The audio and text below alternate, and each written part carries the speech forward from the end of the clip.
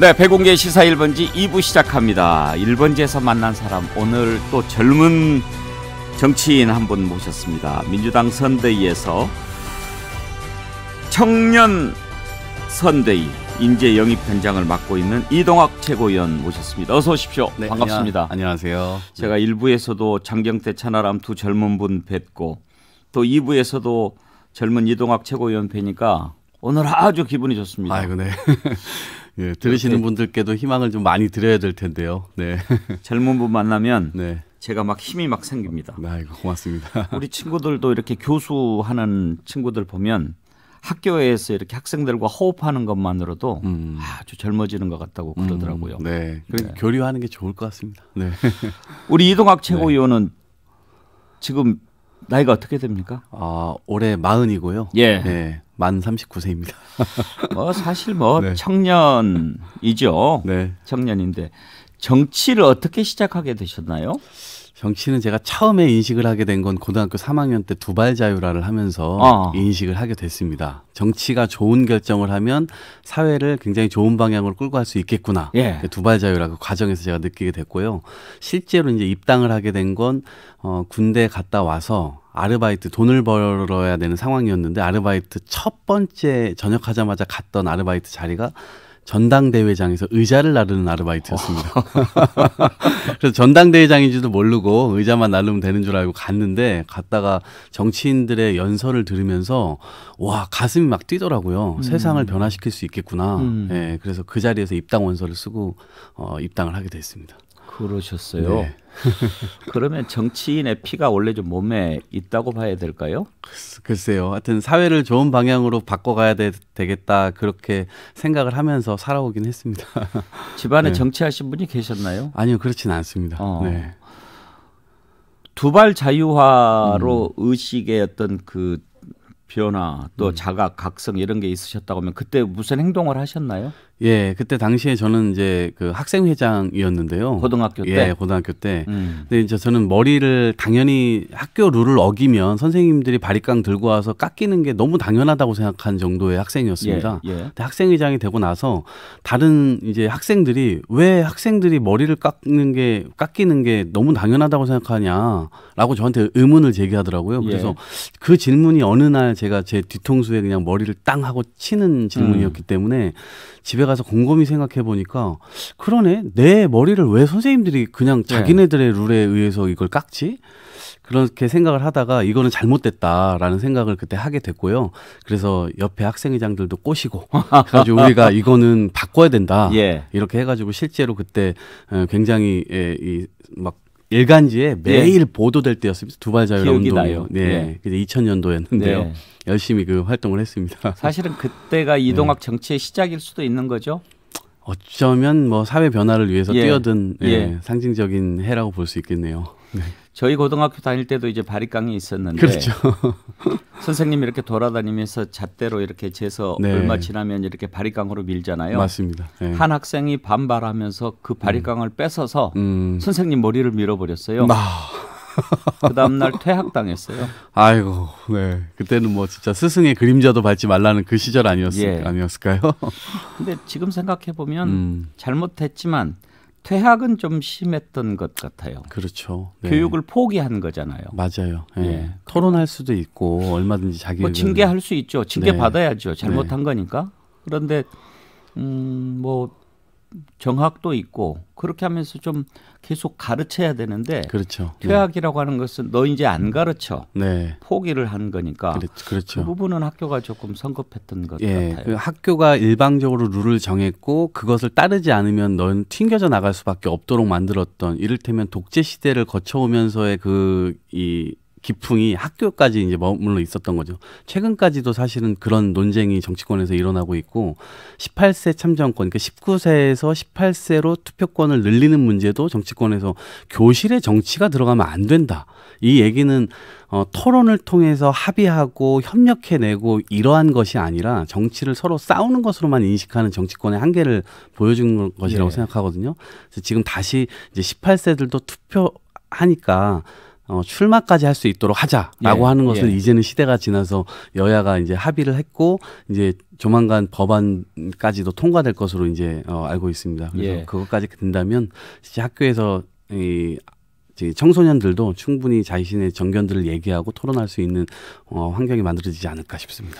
이런저런 현안이 있으니까 그런 것도 좀 얘기를 나눠봐야 되는데 오늘 처음 뵀으니까 좀 알아갑시다. 네네. 그리고 저도 한번 뵙고 싶었어요. 아유 고맙습니다. 저도 뵙고 싶었는데 이렇게 불러주셔가지고 만나서 얘기하니까 아주 제가 즐거운데 자주 나와주세요. 그래서 그렇습니다. 젊은 생각이 과연 뭔가 그리고 왜 젊은 사람들을 상대로 정책을 펴야 하고 표를 달라고 할 때 무조건 달라고 그러면 안 되잖아요. 그렇죠. 네. 그러면 정말 뭘 원하는지를 알고 내가 그걸 해줄 테니 해준다는 표현도 좀 이상하지만 그런 세상을 만들도록 내가 노력을 해볼 테니 나를 지지해달라 이렇게 얘기하는 게 옳죠. 그렇죠. 같이 무조건 뭐 얘들 용돈 주듯이 해서는 안 되는 거 아니에요. 맞습니다. 네. 한 가지만 더 알아갑시다. 무슨 제가 이제 오늘 이동학 최고위원 오신다고 그래서 이렇게 검색을 해봤더니 쓰레기센터 대표가 돼 있습니다. 뭐예요?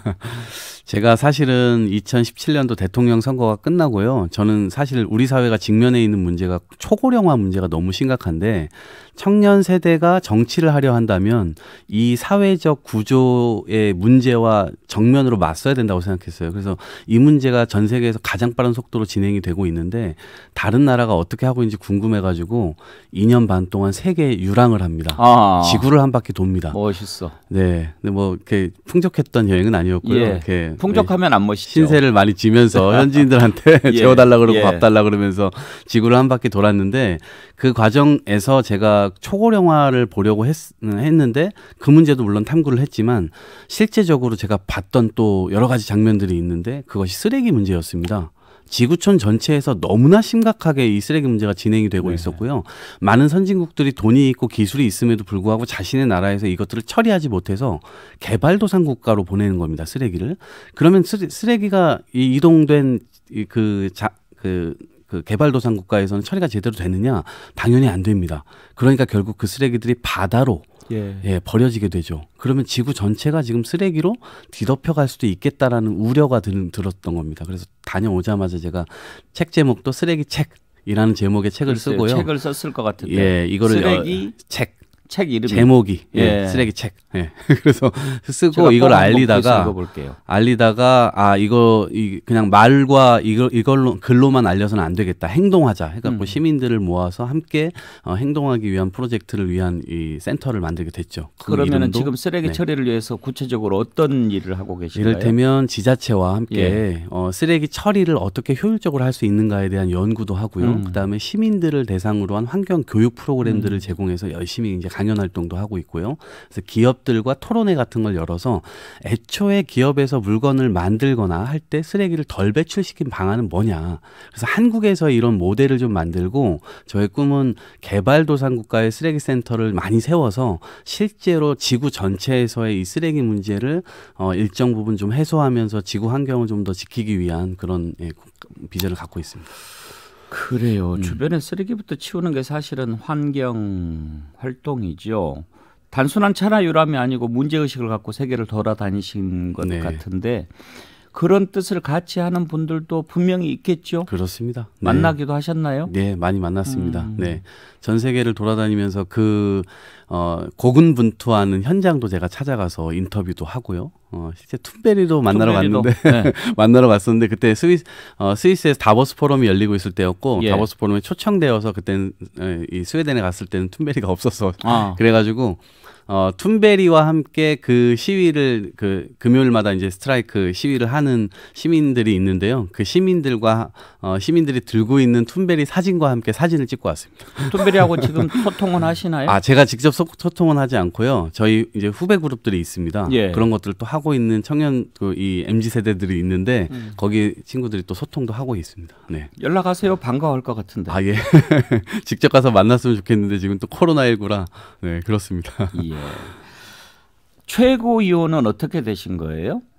네, 송영길 대표께서 청년 세대의 목소리가 굉장히 중요한 시점이다. 그리고 이제 제가 그런 환경에 관한 이 문제 인식을 많이 갖고 있다 보니까 그런 점에서 본인도 이 기후 위기나 이런 것들에 대해서 대응을 해야 되는데 실제 기성세대만의 인식으로는 한계가 있고 이것을 결국 젊은 세대와 기성세대의 연합으로 함께 뚫고 나가야 되는데 그런 데서 역할을 좀 해줬으면 좋겠고 특히나 꼰대라고 이렇게 지적받는 예, 민주당의 입장에서는 청년 세대의 목소리가 좀 용기 있게 나와줬으면 좋겠다. 예, 라는 측면에서 저에게 이제 역할을 좀 주셔가지고 저도 예, 하게 됐습니다. 네. 지금 하시는 거 지금 이렇게 뭐 당에서 하는 거 보면은 그때 최고위원 안 하셨으면 아마 지금 뭐 선대위원장급으로 영입됐을 것 같은데요.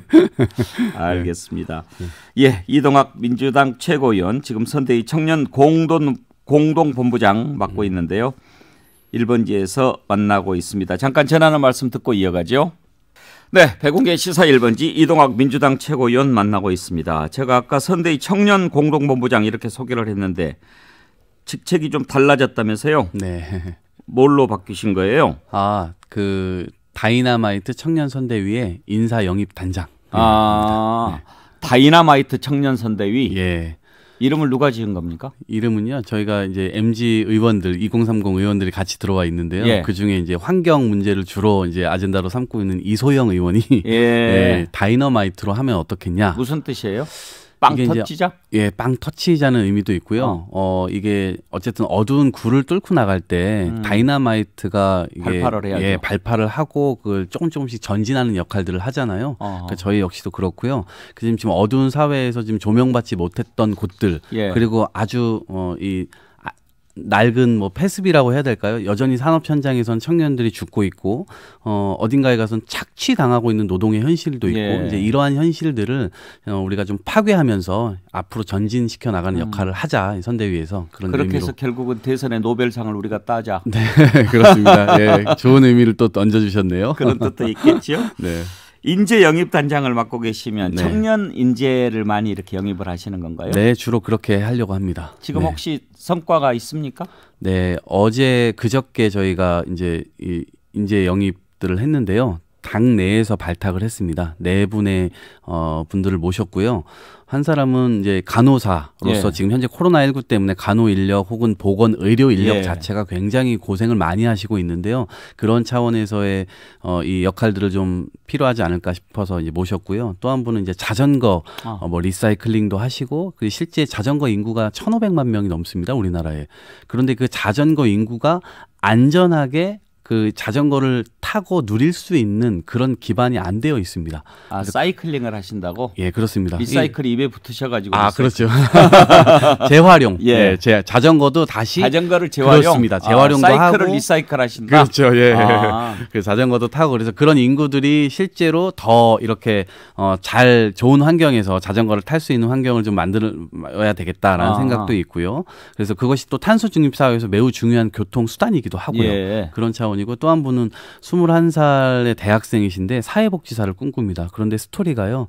어린 시절에 부모님이 이제 이혼을 하셨고 그래서 한부모 가정에서 자랐는데 차별적인 시선이라든가 말이라든가 이런 것들 들으면서 굉장히 많은 상처가 있는데 그거를 오히려 자기가 역할을 해보겠다고 아주 플러스적 요인으로 이제 승화시켜서 자기가 사회복지사가 돼서 이런 문제들을 좀 해결해 보겠다 이런 꿈을 가진 또 청년이었습니다. 예. 그렇게 하고 또 우리 민주당의 최연소 구의원입니다. 네. 25살부터 출마할 수가 있잖아요. 현행법으로는요. 예. 25살에 제 발로 당에 찾아와서 출마하고 싶다.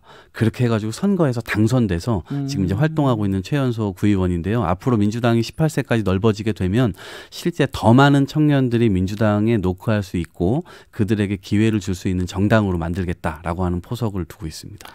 너무 그렇게 막 특별하고 막 이런 사람만 찾는 게 아니고 그렇게 네. 구체적으로 안으로 스며 들어가서 찾는 모습을 보니까 제 마음에 듭니다. 이렇게 청년들 영입하러 청년들을 만나고 얘기 나누고 그러면서 지금 청년들이 가장 원하는 게 무엇인지도 알 수 있고 그러시잖아요. 네. 뭐든가요?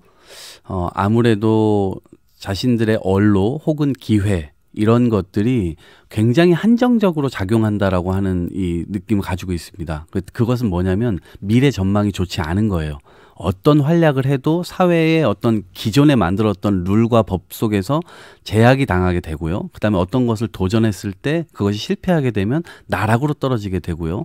그래서 이러한 기회의 총량 자체가 너무나 줄어든 이 사회를 청년들이 많이 이야기를 하고 있었고요. 이렇게 하다 보니까 실제 일자리 문제라든가 부동산 문제라든가 결국 그 모든 것들이 이 기회에서부터 지금 시작되는 부분이라고 봅니다. 이 부분을 이번 대선에서 우리가 어떤 방식으로 논의해야 되고 그 해결책을 어떤 방향에서 찾아가야 되는지가 핵심적인 키포인트라고 봅니다. 그래요. 그런데 이거 하나 여쭤보고 싶어요. 지금 이렇게 영입할 때 보면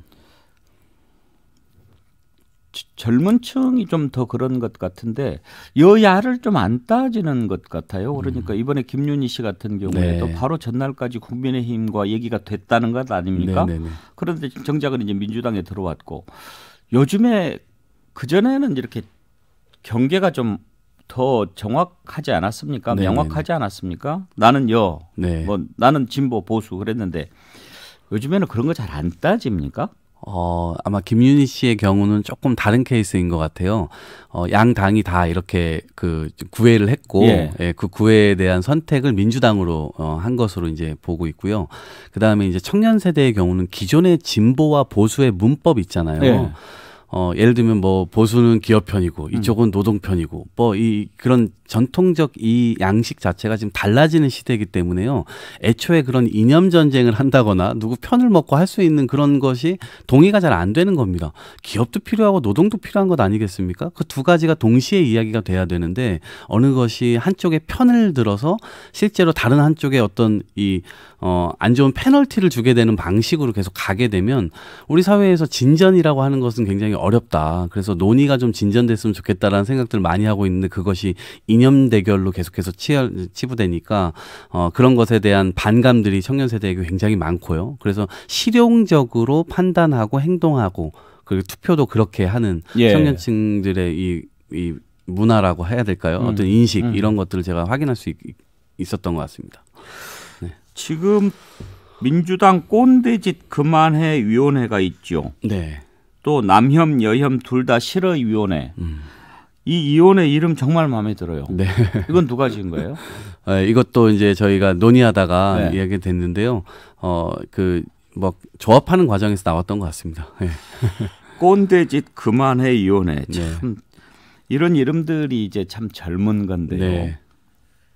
우리가 지으라고 그랬으면 꼰대 금지 위원회 이랬을 건데 어떤 게 꼰대짓입니까? 꼰대라고 하는 단어 자체가요. 왜 나오게 됐냐면요. 보통 그게 말이 통하지 않는 아버지를 지칭을 하다가 야, 꼰대하고 말 안 통한다. 뭐 우리 때는 선생님도 꼰대라고 그랬어요. 예, 그렇죠. 근데 사실 꼰대가 함의하고 있는 내용 자체가 저는 민주주의를 요구하는 거라고 생각하거든요. 과거에는 불통으로 전혀 듣지 않고 오로지 지시하는 것을 아랫세대가 해야 되고 이러한 것들을 의미했다면 이제 야, 꼰대가 또 이렇게 얘기를 했다 하면서 사실 그 꼰대 용어 자체에서 우리의 얘기도 좀 들어달라. 그리고 뭔가 결정할 일이 있다면 함께 결정하자. 그것이 개인적인 일이건 국가적인 일이건 어차피 책임은 지금 세대가 지지만 미래에는 또 우리 세대가 져야 되잖아요. 지금의 결정도. 그래서 그러한 과정에서 지금 나타나고 있는 모든 것들이 이제는 일사불란하게 위에서 아래로 내려가는 구조였다면 이제는 함께 공동으로 공존하는 형태의 테이블을 좀 만들어 보자라고 하는 요구라고 볼 수 있고요. 예, 그러한 차원에서의 요구라고 생각하시면 됩니다. 네. 비교적 일찍이 정치권에 들어오셨잖아요. 네. 정치를 일찍 시작한 그 이동학 최고위원 입장에서 보셨을 때 지금 이제 젊은 층이 대선 승부를 좌우한다. 뭐 이런 얘기하는 것 충분히 이해합니다. 뭐 인구 분포도 있고 또 아직 마음을 정하지 않은 부동층이 많고 그런 점에서 이해를 하는데 문제는 이 젊은 층들에게 어떤 선택이 가장 가치 있는 선택인가 옳은 선택인가를 가르쳐 주는 것도 중요하고 그리고 내가 그런 생각을 갖고 있을 때 정치적인 의사표현을 제대로 해서 더 나은 사회를 만들어가는데 내 한 표가 얼마나 소중한가 하는 것을 일깨워 주는 것도 중요하잖아요. 네. 그런 일들을 어떻게 하는 것이 가장 좋겠다. 일찍 정치를 시작하신 분으로서 네. 생각을 해보셨을 것 같은데 네. 뭐라고 얘기해 주고 싶으신가요? 일단은 대선 후보들이 약속에 대해서 말하게 하는 게 중요할 것 같습니다. 왜냐하면 그것은 우리가 향후에 비판할 수 있는 근거가 되거든요. 왜 이 약속 안 지키십니까? 그래서 말하게 하는 게 중요하고 이 선거 과정에서요. 그래서 어떤 후보든지 우리가 원하는 것이 있다면 그것을 말로 꺼내서 언론의 증거 자료로 남겨두게 하는 것이고요. 실제에 있어서는 판단할 때 그 말한 것을 이 사람이 실제로 지킬 거냐. 근데 그것을 보려면 과거에 이 사람이 어떻게 살아왔는지를 일단 봐야 되고요. 당연히 마음으로 제가 느꼈던 감정, 교감 이런 것들을 당연히 봐야 되겠죠. 그리고 난 다음에는 당연히 그런 선택을 해야 될 것이고요. 그 선택이 만약에 나중에 내 선택이 잘못된 경우들도 꽤 많잖아요. 네, 그랬을 때는 다시 그런 심판을 통해서 다시 이렇게 정치인들에게 좀 보여주고 이런 과정들이 계속 쌓여야 우리 사회도 좀 더 한 걸음씩 진전할 수 있는 것이 아닌가 싶습니다. 네. 이번에 국민의힘 선대위 발족식에서 고등학교 3학년 학생이 네. 연설을 아주 유창하게 하더군요. 들어보셨나요? 네, 들어봤습니다. 어떠셨어요? 말씀 굉장히 또박또박 잘 하더라고요. 굉장히 제가 볼 땐 준비가 잘 되어 있는 청소년이다 이렇게 생각을 했습니다. 근데 청소년인데 이게 그런 정도의 말을 할 수 있는 정도라면 굉장히 무서운 우리 입장에서는 굉장히 무서운 사람이 나타났구나. 그래서 미래가 준비되고 있구나 이런 이제 생각을 저는 하게 됐습니다. 그래서 응원해 드리고 싶고요.